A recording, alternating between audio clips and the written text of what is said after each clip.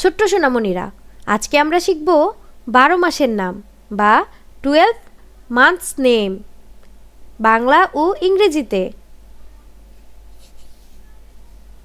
January, February, March,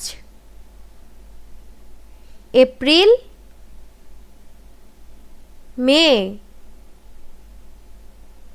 June, July, August, September, October, November, December,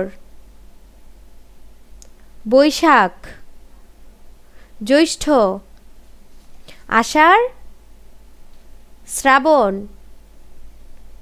Bhadra, Ashwin, Kartik, Agrahayan, Poush, Magh, Phalgun, Chaitra.